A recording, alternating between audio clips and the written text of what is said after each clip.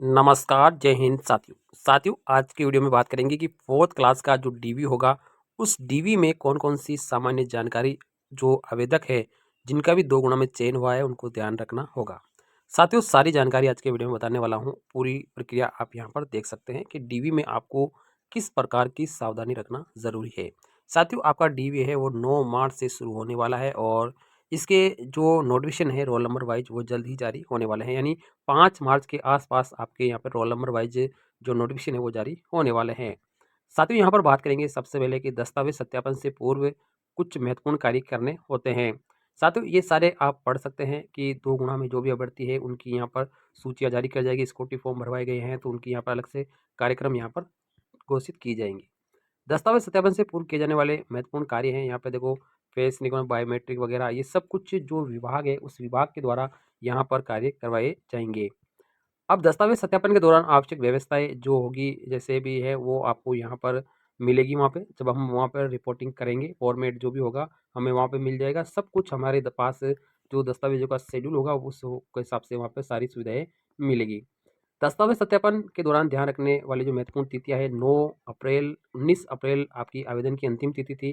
परीक्षा की तिथि आपकी 19 सितंबर से 21 सितंबर तक थी। ये सामान्य जानकारी स्क्रूटनी फॉर्म 2 प्रतियों में आपके पास है या नहीं है, ये सामान्य जानकारी आपको रखनी है। दस्तावेज सत्यापन के दौरान यहाँ पर कुछ बिंदु जैसे आपको ध्यान रखने हैं। स्क्रूटनी फॉर्म 2 प्रति में होने चाहिए। माता पिता के नाम श्रेणियाँ सब कुछ सही होनी चाहिए। मूल निवास होना चाहिए। आयु संबंधी जाँच, पात्रता, शैक्षणिक योग्यता, श्रेणी उपश्रेणी की जाँच, दिव्यांगता प्रमाण पत्र की जांच, विधवा प्रतिज्ञा, भूतपूर्व सैनिक, ये सारी जानकारियां हैं जो हमें एक्यूरेट लेके जानी है ताकि वहाँ पर कोई दिक्कत वाली बात नहीं रहेगी। ये आपके यहाँ पर देखो आवेदन की तभी सब कुछ फॉर्मेट यहाँ पर दिया गया है। सामान्य जानकारी अपने को भी याद रखनी है, वो वहाँ पे भी जांच करेंगे तो ये अपने को वहाँ पर बतानी पड़ेगी।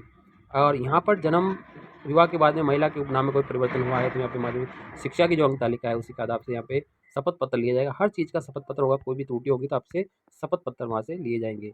बोर्ड द्वारा आयोजित भर्ती परीक्षा में ऑनलाइन आवेदन में अभ्यर्थी द्वारा आवेदन के समय स्वयं की जानकारी अंकित करने के पश्चात यहाँ पर जो विस्तृत आवेदन पत्र है उससे यहाँ पर मिलान किया जाएगा। पहले उन्होंने क्या जानकारी भरी है और अब क्या जानकारी भरी है। सबसे पहली बात है आयु सीमा आपकी 1 जनवरी 2026 तक आपकी आयु 18 वर्ष की हो जानी चाहिए और 40 वर्ष से ज़्यादा नहीं होनी चाहिए साथी, ठीक है। और यहाँ पर भर्ती में कुछ छूट भी है आयु में, जैसे 3 वर्ष की छूट यहाँ पर आपको दी जाती है, लेकिन ये सभी के अंदर छूट का प्रावधान यहाँ पर नहीं है साथी, ठीक है।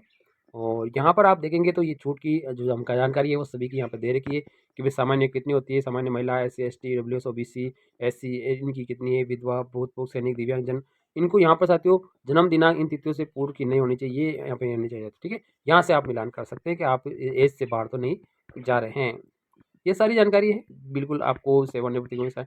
पात्रता और शैक्षणिक योग्यता की भी जांच की जाएगी आपकी कि आपकी शैक्षणिक योग्यता 10वीं पास होनी चाहिए और 21/9/2025 तक आपके पास ये योग्यता होनी चाहिए। अगर इसके बाद की आपकी रहेगी 21 सितंबर से पहले पहले की आपके पास योग्यता होनी चाहिए। अभ्यर्थी के द्वारा आवेदन में जो भी जानकारी भरी गई है वो सारी जानकारी वहाँ पर चेक की जाएगी। आप यहाँ पे पढ़ सकते हैं साथियों। तो इस वीडियो को स्टॉप करके आप यहाँ पे पढ़ सकते हैं। ये सारी जानकारी आपके लिए है कि ये जो जानकारी है वो आपके पास होना ज़रूरी है। कुछ महत्वपूर्ण होगी मैं आपको तुरंत बता दूंगा, लेकिन काफ़ी चीज़ें आपको यहाँ पर थोड़ी सी पढ़नी होगी। अगर आप पहले से कहीं भी डिप्लोमा कोर्स कर रहे हैं तो वहाँ से अनुपस्थिति प्रमाण पत्र आपको होना चाहिए। अगर आप सरकारी जॉब में हैं तो आपको अनुपस्थिति प्रमाण पत्र आपके पास होना चाहिए। अभ्यर्थी का एनरोलमेंट नंबर वगैरह, ठीक है ना, उपस्थिति बन जाएगा, सब कुछ वहाँ पर चेक किया जाएगा। अगर आपके पास उप श्रेणी का अगर आपके पास है तो यहाँ पर टोटल ये श्रेणी आपके पास है साथी। अब इसके अंदर उप श्रेणी के अंदर विधवा, प्रतिज्ञा, दिव्यांग, भूतपूर्व सैनिक, उत्कृष्ट खिलाड़ी आते हैं, तो इनकी भी यहाँ पर जानकारी आपके पास होनी चाहिए। और यहाँ पर कार्य विभाग ने ये 20/1/2022 के अनुसार विशेष श्रेणी का आवेदन प्रमाण पत्र आवेदन की अंतिम तिथि से पूर्व का जारी होना चाहिए, ये क्लियर लिखा गया है यहाँ पे।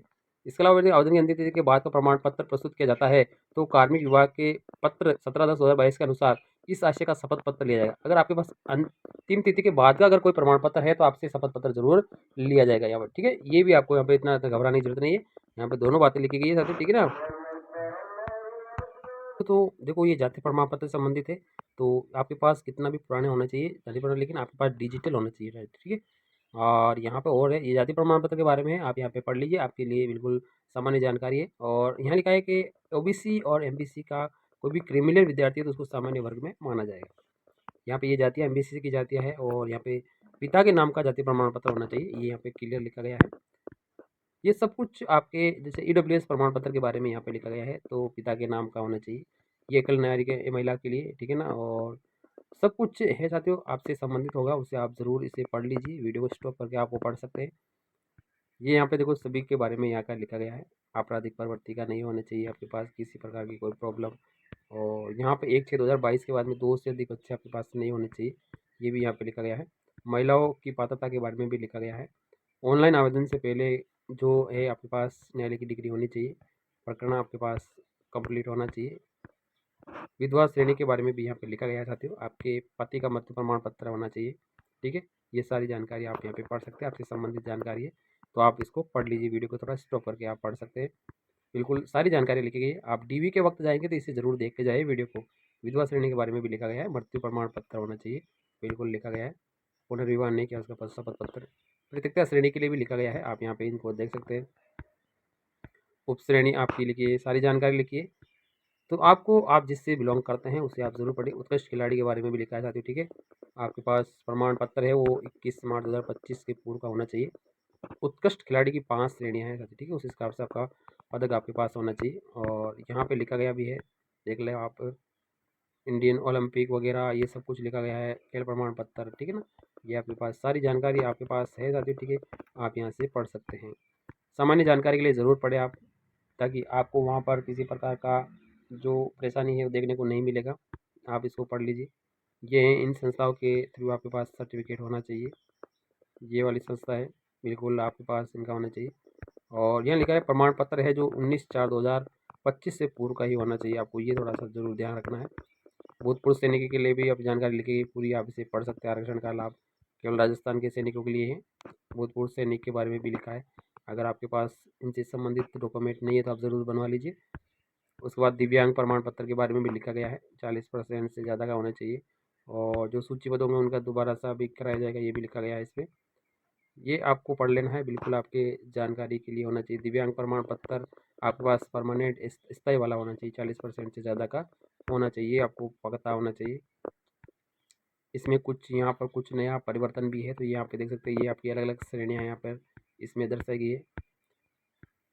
और यह लिखा है कि आवेदन करने की अंतिम तिथि से पूर्व का आपके पास वो प्रमाण पत्र होना चाहिए, CMHO से बना हुआ होना चाहिए आपके पास। सीधा UDID कार्ड देखो यहाँ लिखा है। ठीक है ना, आपके पास 16/6/2025 के बाद में जिन भर्तियों के भी फॉर्म भरे गए हैं तो उनमें आपको इसका यहाँ पे UDID कार्ड का रजिस्ट्रेशन ज़रूरी किया गया है।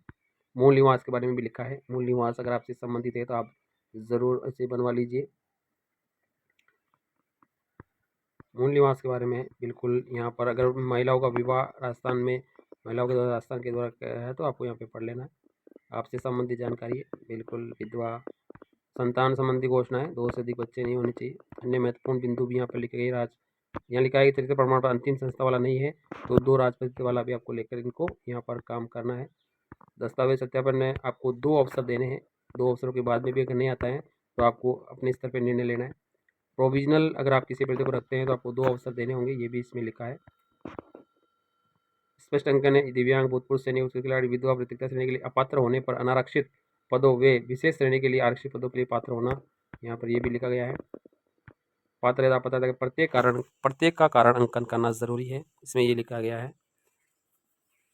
अवधि आपको अवसर जरूर दिए जाएंगे, ये चेकलिस्ट है, ये आपको पात्रता की जांच की चेकलिस्ट है कि इसमें आपको पात्रता जांच आयु के अनुसार है, शैक्षणिक योग्यता के अनुसार है, या लिस्ट है, पूरी पात्रता की चेकलिस्ट है आपकी, जरूर यहाँ पे चेकलिस्ट होंगी। देखो यहाँ पे मूल निवास के बारे में, आरक्षित वर्ग में होने का आधार आपको बताना है, विधवा का वर्ग बताना होगा, प्रतिक्रिया का बताना होगा, उत्कृष्ट खिलाड़ी, भूतपूर्व सैनिक, दिव्यांग, TSP का निवासी है या नहीं है, और चरित्र आपका कैसा है, और परीक्षा में D-बार है या नहीं है, संतान संबंधी प्रावधान है, ये सारी आपको चेकलिस्ट है। और इसके अलावा ये आपको टिक करना है जो आपसे लागू होता है, फिर आपके हस्ताक्षर वगैरह हो जाएंगे नोडल अधिकारी के, और यहाँ पे नोडल अधिकारी के यहाँ पे साइन हो जाएंगे, तो ये कंप्लीट आपका पूरा हो जाएगा। तो DV में आपको इस प्रकार से कंप्लीट वहाँ पे बताना पड़ेगा। तो मैंने आपको ये पूरा बता दिया था, तो ठीक है ना, ऊपर से लेकर पूरे 51 पेज की जानकारी है। और अगर ये PDF चाहिए तो आप टेलीग्राम चैनल से आप इसको डाउनलोड भी कर सकते हैं, लिंक मैंने दे दिया है डिस्क्रिप्शन बॉक्स में, पूरी जानकारी है, आप इसे पूरे को आप आराम से इसको पढ़ सकते हैं। थैंक यू, धन्यवाद।